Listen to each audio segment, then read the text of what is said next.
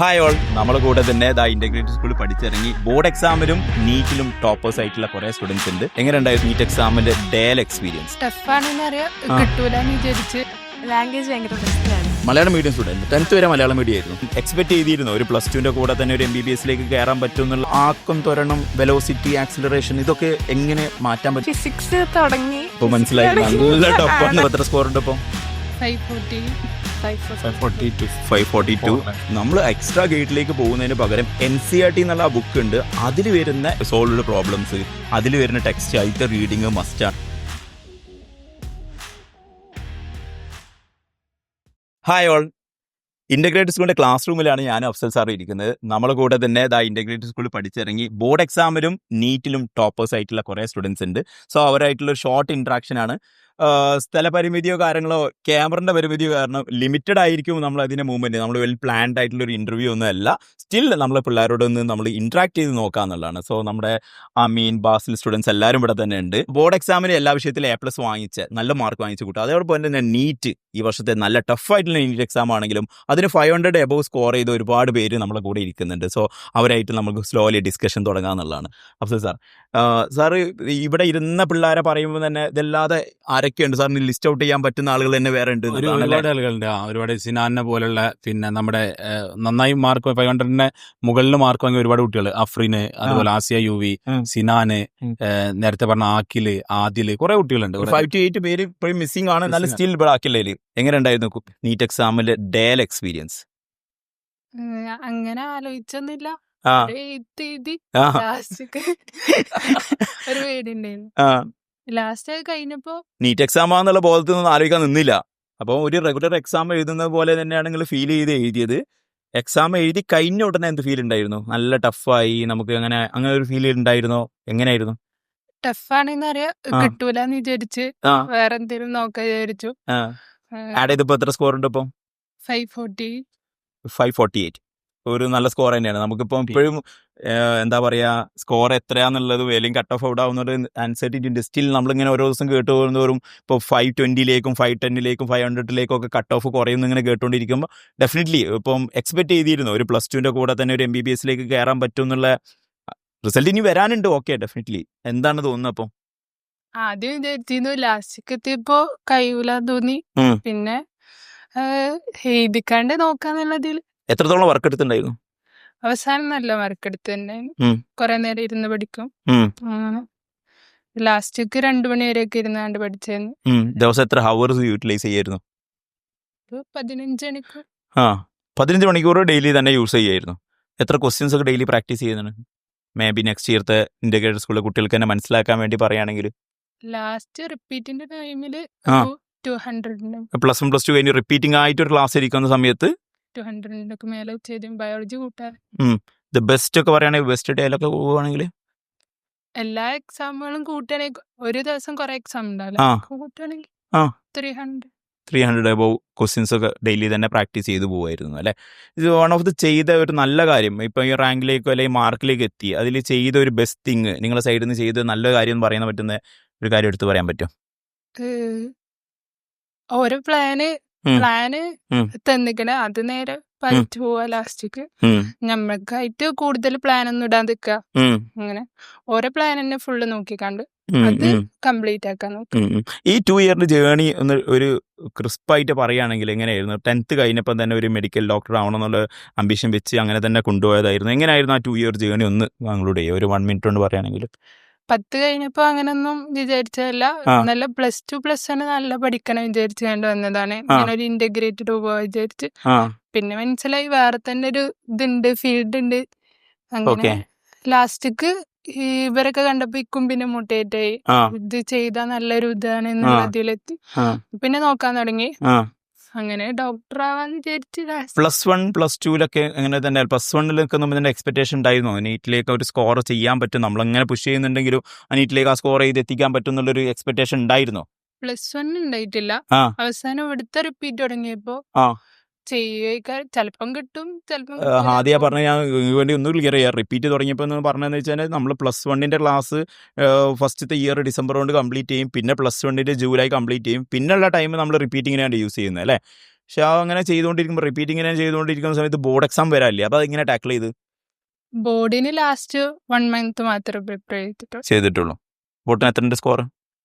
98%. 98% ബോർഡിന് സ്കോർ ചെയ്തിട്ടുണ്ട്. And നീറ്റിനാണെങ്കിൽ 548 score ചെയ്തിട്ടുണ്ട്. അപ്പോൾ വെരി ഗുഡ്. എന്താ പാരൻസ് ഒക്കെ എന്ത് പറയുന്നു? ആദ്യം ഒരു പേടിച്ച് കിട്ടൂല, ആ ഇപ്പൊ കുഴപ്പമില്ല. എല്ലാവരും മാർക്ക് അവിടെ നിന്ന് കേട്ട് അറിഞ്ഞപ്പോൾ സന്തോഷം തോന്നിയിട്ടുണ്ട് എന്നുള്ളതാണ് അല്ലേ. ഹാദിൻ്റെ ഒരു കോമ്പറ്റീറ്റർ ആയിട്ടുള്ള ആളാണ്. എപ്പോഴും നമ്മൾ റാങ്ക് ലിസ്റ്റിൽ കണ്ടുകൊണ്ടിരിക്കുന്ന പേഴ്സൺ നിഹമ്മ അല്ലേ. നിഹമ്മനോട് ബാക്കി കാര്യം ചോദിച്ചു കഴിഞ്ഞാൽ എങ്ങനെയുണ്ട്, നിങ്ങൾ ഭയങ്കര എപ്പോഴും കമ്പയർ ചെയ്ത് പഠിക്കുന്നു കേട്ടിട്ടുണ്ടായിരുന്നു അല്ലേ. നല്ല കോമ്പറ്റീഷൻ ആണെന്ന് കേട്ടിട്ടുണ്ട്. എങ്ങനെയായിരുന്നു? അങ്ങനൊന്നുമില്ല.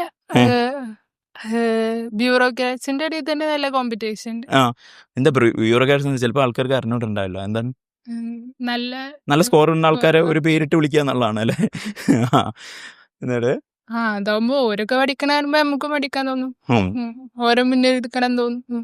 അതിനായിട്ട് ഇരുന്ന് പഠിക്കും. സോ നിങ്ങളിങ്ങനെ നല്ല കോമ്പറ്റീഷനിലാന്ന് കേട്ടിട്ടുണ്ടായിരുന്നു. എങ്ങനെ ഉണ്ടായിരുന്നു ആ ഒരു കോമ്പറ്റീഷൻ? റൂംമേറ്റ്സ് തന്നെയായിരുന്നു? ഫസ്റ്റ് അല്ലേന്നു roommates healthy competition. Whatever be that is a competition. എങ്ങനെ ഉണ്ടായിരുന്നു? എന്താ വാശിക്ക്? ഞാൻ കണ്ടിട്ടുണ്ട് മാർക്ക് ലിസ്റ്റ് നിയമ കയറും, ഇടയ്ക്ക് ഹാദിയ കയറും, ബാക്കിലേക്ക് വരുന്നു. എങ്ങനെ കണ്ടിരുന്നത്? അത് കൊറേ ആൾക്കാർ നമ്മളെ മുകളിൽ ഓരോരുത്തർ കയറുമ്പോ ഇപ്പൊ ഞമ്മക്കും ഒരാളെ മീൻസ് മേലോട്ട് കയറണം എന്ന് വരും. അങ്ങനെ ഓക്കെ. എന്താണ് ഈ വർഷത്തെ നീറ്റിന്റെ ക്വസ്റ്റ്യൻ പേപ്പർ കണ്ടപ്പോൾ ഫീലിംഗ് ഒന്ന് പറയും. ഫസ്റ്റ് ഞാൻ കെമിസ്ട്രി വെച്ചാ തുടങ്ങിയത്. ഓക്കെ. അപ്പൊ അത്ര പ്രശ്നം തോന്നില്ല. ഓക്കെ, അപ്പൊ ഞാൻ വെരി ഗുഡ്. അത് നന്നായിരുന്നു തോന്നിയ വർഷം. അങ്ങനെയല്ല, പക്ഷെ ഞാൻ റൗണ്ട് വൈസ് വരാ വിചാരിച്ച് ഫസ്റ്റ് ഏറ്റവും ഈസിയായ ക്വസ്റ്റ്യൻസ് ഫസ്റ്റ് ചെയ്ത്. ഓക്കെ. അപ്പൊ കൊറേ റൗണ്ട് ചെയ്ത് വെച്ചിരുന്നു. കെമിസ്ട്രി കുറച്ച് ഡൗട്ടുള്ള റൗണ്ട് ചെയ്ത് വെച്ച്, പിന്നെ ബയോളജി വന്നപ്പോ അതും കുറച്ച് ലെങ്തി മനസ്സിലായി. പക്ഷെ ഫസ്റ്റ് തന്നെ കുറച്ച് ടൈം പോയിനി ഇങ്ങനെ OMR ഇതാക്ക അങ്ങനെ. അപ്പൊ യൂഷ്വലി എടുക്കുന്ന ടൈമിലേറെ കുറച്ച് കൂടി. അപ്പൊ ബയോളജി വന്നപ്പോ ബയോളജി ഭയങ്കര ലെങ്തി ആണെന്ന് മനസ്സിലായി. ഓക്കെ. അപ്പോ അത് കഴിഞ്ഞിട്ട് അപ്പൊ ടൈം ഉണ്ടാവില്ല എന്ന് എനിക്ക് അപ്പോഴേ തോന്നി. അപ്പൊ ഞാൻ കുറച്ച് പേടിച്ച്. പിന്നെ ഫിസിക്സ് തുടങ്ങി. അപ്പൊ മനസ്സിലായി നല്ല ടഫാന്ന് മനസ്സിലായി. അപ്പൊ ഞാൻ ഫസ്റ്റ് വിചാരിച്ച് ബയോളജിയിലും കുറച്ച് കിട്ടാത്ത റൗണ്ട് ചെയ്ത് വെച്ചിരുന്നു, ഫിസിക്സിലും. അപ്പൊ ഫിസിക്സ് കുറച്ച് കഴിഞ്ഞപ്പോ നോക്കിയപ്പോ ടൈം ഭയങ്കര പോയി. ലാസ്റ്റ് ഒരു 15 minutes ഒക്കെ ബാക്കിയുള്ള സമയത്ത് കുറച്ച് ബയോളജി ചെയ്ത് പിന്നെ എന്റെ കയ്യിൽ നിന്ന് പോയി. ഞാൻ ലാസ്റ്റ് നിർത്തിയെന്നല്ല, ടൈം നിർത്തി. അല്ലാണ്ട് ടൈമായോണ്ട് പിന്നെ മുന്നോട്ട് പോകാൻ പറ്റില്ലല്ലോ. എന്നിട്ട് തിരിച്ചു വരുമ്പോ എന്തായിരുന്നു ഫീലിംഗ്? തിരിച്ചു വരുമ്പോ ഞാൻ നല്ല കരഞ്ഞിട്ടാ വന്നീനെ. അല്ല, എന്റെ കയ്യിൽ നിന്ന് പോയി എനിക്ക് മനസ്സിലായി. അപ്പൊ ഞാൻ നല്ല കരഞ്ഞു. അപ്പം പറഞ്ഞു കുഴപ്പമില്ല. മാർക്ക് കൂടി നോക്കിയിട്ട് എങ്ങനെയുണ്ട്? 500 സംതിങ്ങിലേക്ക് എത്തിയിട്ടുണ്ട്. സോ നമുക്ക് അറിഞ്ഞൂടാ, മേ ബി കട്ട് ഓഫ് ആ റേഞ്ചിലേക്കൊക്കെ വരികയായിരിക്കും. മേ ബി നിങ്ങൾ 500 തന്നെ എബോവ് സ്കോർ ചെയ്ത് എത്ര പേരുണ്ട് അഫ്സൽ സാർ? ഒന്ന് ആരെ പറയുകയാണെങ്കിൽ അലീഫ എത്ര സ്കോർ ഉള്ളത്? 542 500 സംതിങ്, 548. പിന്നെ 500 സ്വാതി 500 സംതിങ്, നിഷ്വ 508. പിന്നെ ബോയ്സിൽ ഇവൻ എത്ര ഉണ്ടായിരുന്നു? 484. ആക്കിൽ 530. നദീം 500. പിന്നെ ബോയ്സ് വേറെ അറിയില്ലല്ലോ. അസിനാൻ 510 വരുന്നത്. ഗേൾസ് പിന്നെ ആയിഷ അഫ്രീൻ 548. പിന്നെ വേറെ ആരാണ്ടായിരുന്നു ഇതിൽ വരാത്ത? ആയിഷ ഫിദ. അതൊക്കെ 500 എബോ സ്കോർ ചെയ്താണ്. സ്റ്റിൽ എങ്ങനെ തോന്നി? അതിൻ്റെ ഇടയിൽ എങ്ങനെ ബോർഡ് എക്സാം എങ്ങനെ മാനേജ് ചെയ്തു? ബോർഡ് എക്സാം ലാസ്റ്റ് കുറച്ച് ബോർഡ് എക്സാമിന്റെ ടൈമിൽ മാത്രമേ അതിനെ നോക്കിയിട്ടുള്ളൂ. പക്ഷെ അത്ര ഡിഫിക്കൽട്ടായി തോന്നിയില്ല. ബോർഡ് എക്സാം അതിൻ്റെ ഇടയിൽ കഴിഞ്ഞ് തന്നെ അറിഞ്ഞിട്ടില്ലായിരുന്നു.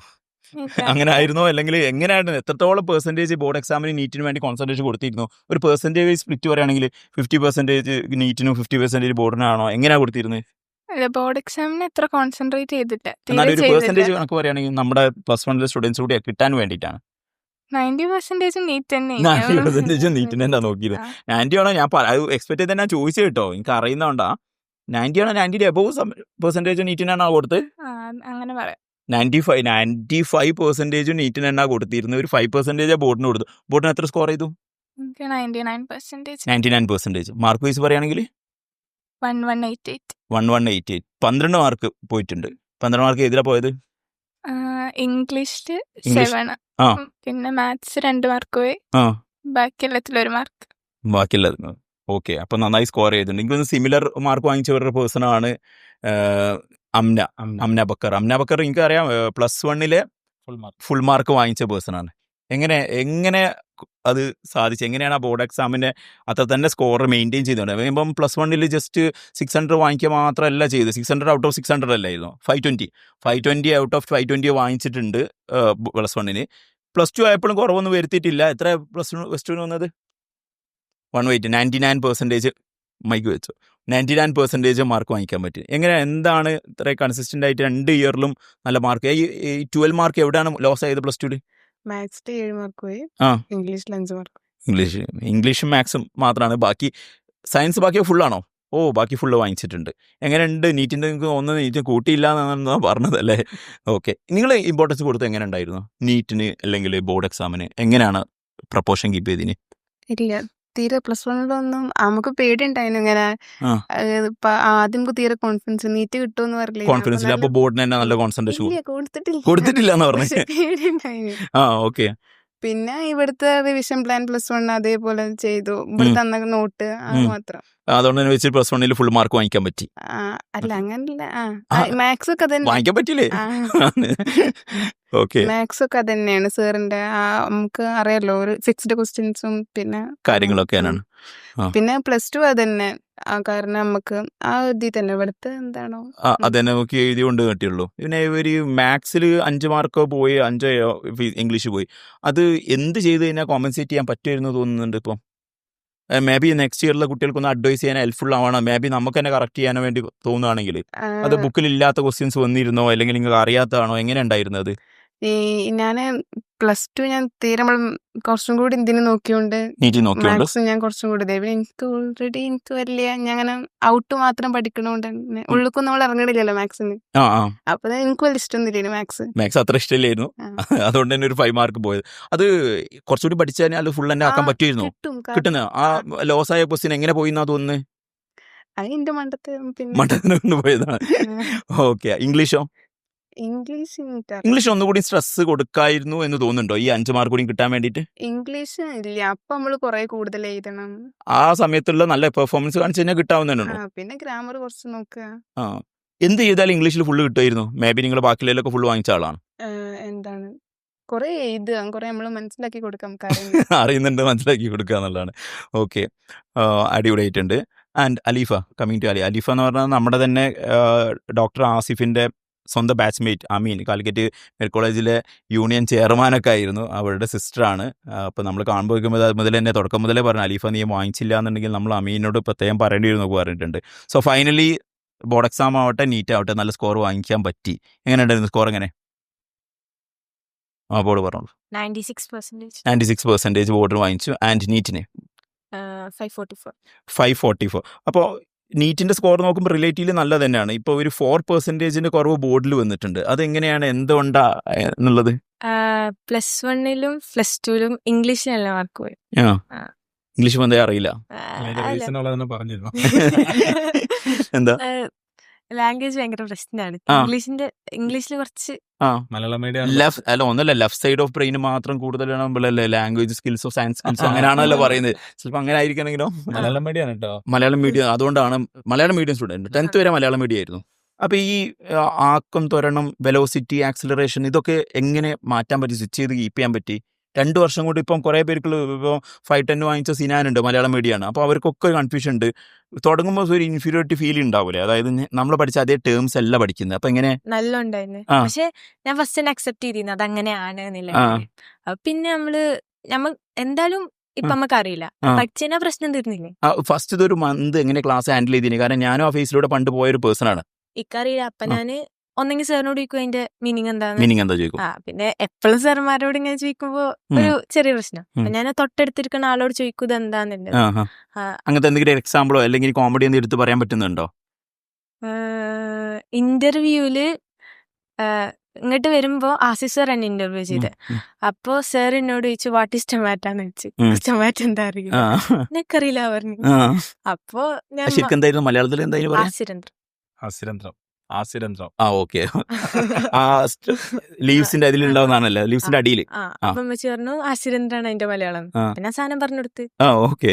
അപ്പൊക്കെ മനസ്സിലായി സാധനം അറിയില്ല. ഇതേപോലെ ക്ലാസ്സിൽ നിന്ന് എൻ്റെ ഒരു ബാച്ച്മേറ്റ് ഉണ്ടായ ഒരു കോമഡി എനിക്ക് പറയാൻ പറ്റുന്നുണ്ട്. അവര് അമീബ ഇൻ ദ ഇൻറ്റസ്റ്റൈൻ എന്നുണ്ട്. അതായത് ഇൻറ്റസ്റ്റൈനിലുള്ള അമീബിനെ കുറിച്ച് എന്തോ പറഞ്ഞതാണ്. അപ്പൊ വിചാരിച്ചോണ്ട് ഈ ഇൻറ്റസ്റ്റൈൻ എന്ന് പറഞ്ഞാൽ വേറെ ഏതൊരു കൺട്രിയാണെന്ന് വിചാരിച്ചിരുന്നത്.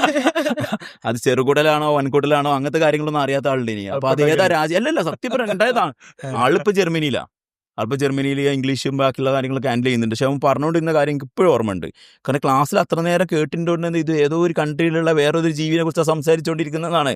കാരണം നമുക്ക് ലാംഗ്വേജിൽ ചെറിയ വേർഡ് മിസ്സായി കഴിഞ്ഞാൽ ചിലപ്പോൾ നമുക്കല്ലേ അങ്ങനെ വേറെ എന്തെങ്കിലും മിസ്സായ കാര്യങ്ങളുണ്ടോ? ക്ലാസ് തുടങ്ങുന്ന സമയത്ത് കുറേ മിസ്സായ കാര്യങ്ങൾ ഇനീഷ്യൽ എക്സാമിനൊക്കെ നല്ല ബാധിച്ചിരുന്നോ? അത് ഇനീഷ്യൽ എക്സാമിന് ബാധിച്ചിരുന്നു. ചില ടേംസ് ഒന്നും മനസ്സിലായി. ഫിസിക്സില് ചില ടേംസ് ഒന്നും മനസ്സിലാവൂല. അപ്പൊ പിന്നെ നമ്മൾ മനസ്സിലായ രീതിക്ക് അങ്ങോട്ട് എഴുതും. പക്ഷെ ലൈക്ക് എന്തൊക്കെ ഒരു എക്സാമ്പിൾ എടുത്ത് പറയാൻ പറ്റുന്ന ഓർമ്മ എന്തെങ്കിലും ഉണ്ടോ? ഓക്കെ. സോ ഇംഗ്ലീഷിന് എത്ര സ്കോർ ചെയ്ത്? കൊല്ലം 95. ഓക്കെ, ഇംഗ്ലീഷിന്റെ വിട്ടേക്കാം. Physics, chemistry, biology. Physics full ഉണ്ട്. Physics full. ബയോളജിയില് 2 മാർക്ക് പോയി. ബയോളജി 2 മാർക്ക് പോയാ? അത് ഞാന് ഒരു ക്വസ്റ്റ്യനില് ആൻസർ ഫ്രഷ് വാട്ടർ പ്ലാന്റും സീ വാട്ടർ പ്ലാന്റും ഉണ്ടായിരുന്നു. ഞാൻ രണ്ടും അറിയാതെ അങ്ങോട്ട് മാറിപ്പോയി. അതില്ലാന്നുണ്ടെങ്കിൽ ഫുൾ അടിക്കായിരുന്നു. പിന്നെ ഏതൊരു ക്വസ്റ്റ്യൻ തെറ്റിക്കണത് അത് ഏതാന്ന് മനസ്സിലായിട്ടില്ല. ഓക്കെ. പിന്നെ കെമിസ്ട്രി നമ്മൾ പറഞ്ഞോ? കെമിസ്ട്രിയില് 7 മാർക്ക് പോയി. 7 മാർക്ക് പോയി. എന്ത് സംഭവിച്ചു?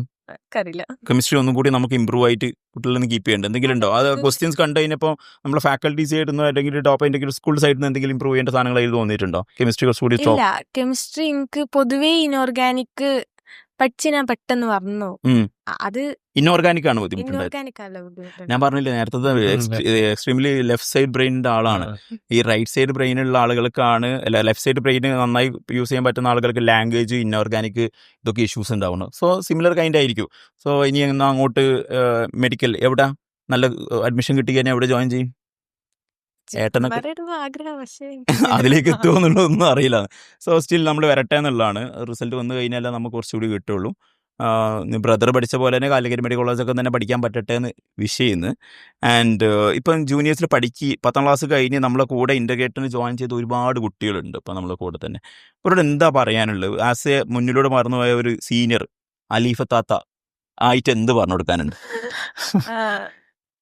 വിചാരിച്ചാ കിട്ടും, പക്ഷെ നമ്മൾ അതിനർത്ഥം വർക്ക് ചെയ്യണം, നല്ല വർക്ക് ചെയ്യണം. നമുക്ക് തുടങ്ങുമ്പോൾ ഭയങ്കര എക്സ്പെക്ടേഷൻസ് ഉണ്ടാവും. കാരണം ഇത് ഈ പരിപാടിക്ക് വരുന്ന ആൾക്കാർ, അതായത് ഇന്റഗ്രേറ്റഡ് സ്കൂൾക്ക് വരുന്ന ആൾക്കാർ കുറച്ച് ബോധം ഉണ്ടാവും. ഐ മീൻ ഇത്രയും പഠിക്കാണ്ടെന്ന്. അപ്പൊ നമുക്ക് കുറച്ച് എക്സ്പെക്ടേഷൻസ് ഉണ്ടാവും, നമുക്ക് പഠിച്ചാൽ കിട്ടുമെന്ന്. പക്ഷെ കുറച്ച് കഴിഞ്ഞാൽ അങ്ങോട്ട് പോയി കഴിഞ്ഞാൽ മനസ്സിലാവും പഠിച്ചു കഴിഞ്ഞാൽ കിട്ടൂല തോന്നിപ്പോ. ചിലപ്പോ മാർക്കൊക്കെ കണ്ടുകഴിഞ്ഞാൽ നിർത്തിപ്പോവാ വിചാരിക്കണം. അതായത് ഇനീഷ്യൽ നല്ലൊരു ഹൈപ്പിലേക്ക് പോകും, പിന്നെ നല്ലൊരു ഡിപ്പിലേക്ക് പോകും, അതിന് ശേഷം മാത്രം തന്നെ കയറുള്ളൂ. ഇത് ഈ പാറ്റേൺ നിങ്ങൾക്ക് ആരെങ്കിലും എവിടെയെങ്കിലും എക്സ്പ്ലെയിൻ ചെയ്ത് തന്നിട്ടുണ്ടായിരുന്നോ? ഇത് ആക്ച്വലി ഒരു ലേണിംഗ് കർവ് എന്നുള്ള പാറ്റേൺ ആണ്. എന്ത് ഡിഫിക്കൽട്ട് തിങ്സ് ചെയ്യുന്ന സമയത്ത് ഇനീഷ്യലി നല്ല ഹൈപ്പിലേക്ക് പോകും, അത് നമ്മളെ എഫേർട്ട് കാരണം. പിന്നെ കണ്ടന്റ് ബൾക്കാവുമ്പോൾ നമ്മൾ സാധാരണ ഡിപ്പിലേക്ക് പോകും, അത് കഴിഞ്ഞിട്ടാണ് നമ്മൾ മുകളിലേക്ക് പോകുക. അതേ പാറ്റേൺ തന്നെയാണ് ഉണ്ടായത്. അപ്പോൾ അത് ശ്രദ്ധിക്കണം, പറഞ്ഞു കൊടുക്കും +1 ആയിരിക്കും അല്ലേ. പിന്നെ ഒരു മലയാളം മീഡിയം ഒക്കെ പഠിച്ചു വന്ന് ഒരു എക്സ്പെക്ടേഷൻ ആവറേജ് കീപ്പ് ചെയ്യുന്ന ഒരു കുട്ടിയാണ്, എസ്പെഷ്യലി മലയാളം മീഡിയം റെപ്രസെൻറ്റേറ്റീവ് എന്നുള്ള രൂപത്തിൽ എന്ത് പറയും? നമ്മൾക്ക് കുറച്ചും കൂടി ഫസ്റ്റ് ഇനീഷ്യൽ ടൈമിൽ കുറച്ചും കൂടി എക്സ്ട്രാ എഫേർട്ട് ഇടേണ്ടി വരും. കാരണം നമുക്ക് ഈ കോൺസെപ്റ്റ് മാത്രം പഠിച്ചാൽ പോരാ, ഇതിന്റെ ഒപ്പം ഈ വേർഡ്സ് പഠിക്കണം. അത് ഫസ്റ്റ് നല്ല കുറച്ച് സ്ട്രെസ് കൊടുക്കണം. എത്രത്തോളം ഇമ്പോർട്ടൻസ് ഈ ബോർഡ് ആൻഡ് നീറ്റിന് അവർ കൊടുക്കണം എന്നുള്ളതാണ് പറഞ്ഞു കൊടുക്കുക? ബോർഡ് നീറ്റ് പഠിക്കുമ്പോൾ സത്യം പറഞ്ഞാൽ നമ്മൾ ബോർഡിന് എക്സ്ട്രാ സ്ട്രെസ് കൊടുക്കേണ്ട ആവശ്യമില്ല. പക്ഷെ ഈ ഒരു മലയാളം മീഡിയത്തിൽ നിന്ന് വരുമ്പോ നമുക്ക് എഴുതി ഉണ്ടാക്കണം. അതിന് ഒന്നാമത് നമ്മളിതുവരെ ഇംഗ്ലീഷിൽ എഴുതി ശീലിച്ചിട്ടില്ല. പിന്നെ നമ്മള് ചെയ്യുന്ന മൊത്തം ഡോബിലാണെങ്കിൽ കൂടുതലും സബ്ജക്റ്റീവ് എക്സാംസ് ഇല്ല, നമുക്ക് കൂടുതലും ഒബ്ജക്റ്റീവ് എക്സാംസ് ആയതുകൊണ്ട് നമ്മൾ ഇതുവരെ എഴുതിയിട്ടുമില്ല. പിന്നെ ആകെ നോട്ട് എഴുതുന്നത്, അത് കൂടുതലും നമുക്ക് ഫാക്കൽറ്റീസ് പ്രൊവൈഡ് ചെയ്യാനായിട്ട് നമ്മൾ സ്വന്തമായിട്ടൊന്നും ഇതുവരെ ചെയ്തിട്ടില്ല. അപ്പോ അവിടെ നമ്മൾ കുറച്ചുകൂടി ശീലിക്കണം അല്ലേ?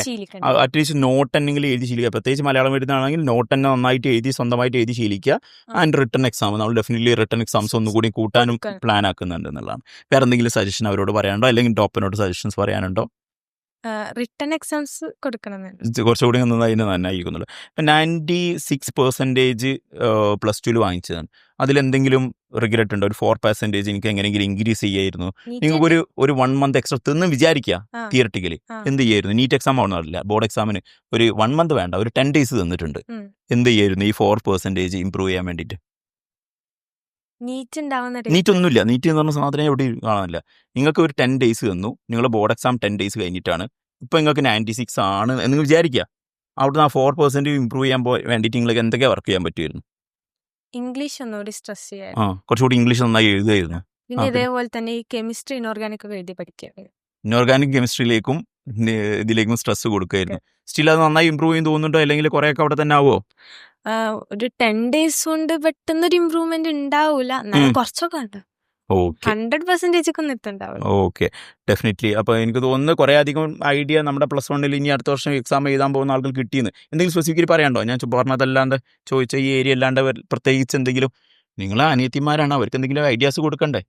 അഡ്വൈസസ്, ഇന്നത് ചെയ്യണ്ടായിരുന്നു, ഇന്നത് ചെയ്യായിരുന്നു, അങ്ങനെ തോന്നിയ എന്തെങ്കിലും കാര്യമുണ്ടോ? 2 വർഷം ഞാൻ ചെയ്ത ഒരു മണ്ടത്തരം ഉണ്ടാകും, ഇനി ആരും ചെയ്യാണ്ടിരിക്കുക, അല്ലെങ്കിൽ ഞാൻ 2 വർഷം ചെയ്ത ഷോർട്ട് നോട്ട് പോലത്തെ ഒരു ആക്ടിവിറ്റി ചെയ്തിട്ടുണ്ട്, ഇത് ഭയങ്കര യൂസ്ഫുൾ ആയിരുന്നു, ഇതെല്ലാവരും ചെയ്തു, അങ്ങനെ എന്തെങ്കിലും പറയാൻ പറ്റുന്നത്? നമ്മള് ക്ലാസ്സിൽ നിന്ന് ഫാക്കൽറ്റീസ് നോട്ട്സ് തരും. പക്ഷെ ഞാനും ചെയ്തിട്ടുണ്ട്. ഈ ഗൈഡ്സ് നമ്മളതിത്തെ കോൺസെപ്റ്റ് വായിക്കുക. ഞാൻ കുറെ ചെയ്തിട്ടുണ്ട് അത്. പിന്നെ ലാസ്റ്റ് മനസ്സിലായതിന്റെ ആവശ്യം ഉണ്ടായിരുന്നില്ല എന്നുള്ളത്. കാരണം നോട്ടില് ഡോപ്പയുടെ നോട്ടില് ആക്ച്വലി എല്ലാം തന്നിട്ടുണ്ട്. പിന്നെ നമുക്ക് പിന്നെ വേറെ ഗൈഡിലേക്കോ കാര്യത്തിലേക്കോ ഇനി അധികം പോകേണ്ട ആവശ്യമില്ല. അവിടെ പോകേണ്ട ഒരു സാധനമുണ്ട്, ടെക്സ്റ്റ് ബുക്ക് എന്നുള്ള കാര്യം. എക്സ്പെഷ്യലി ഫിസിക്സിന്റെ ലാസ്റ്റ് സമ്മറിയും പോയിന്റ്സ് ടു ബോണ്ടറും ഒക്കെ. എക്സാക്ട്ലി. അപ്പോൾ ഒരു വൺ ഓഫ് ദി ഇമ്പോർട്ടൻറ്റ് സാധനങ്ങൾ പറഞ്ഞു തന്നിരുന്നത്, നമ്മൾ എക്സ്ട്രാ ഗൈഡിലേക്ക് പോകുന്നതിന് പകരം NCERT എന്നുള്ള ബുക്ക് ഉണ്ട്, അതിൽ വരുന്ന സോൾവ്ഡ് പ്രോബ്ലംസ്, അതിൽ വരുന്ന ടെക്സ്റ്റ്, അതിലത്തെ റീഡിങ് മസ്റ്റാണ്. കാരണം അപ്പോഴാണ് നമ്മൾ പ്രോപ്പർലി ഓറിയൻറ്റഡ് ആവുക എന്നുള്ളതുണ്ട്. അതർ ദാൻ ഗൈഡിലെ കുറേ കൺക്ലൂഷൻസും സിനോപ്സിസും ഒക്കെ പോകുന്നതിനെക്കാളും ഏറ്റവും നല്ലത് അത് തന്നെയാണെന്നുള്ളതുണ്ട്. ആൻഡ് ക്വസ്റ്റ്യൻസ് പ്രാക്ടീസ് ചെയ്യുന്നു അല്ലേ?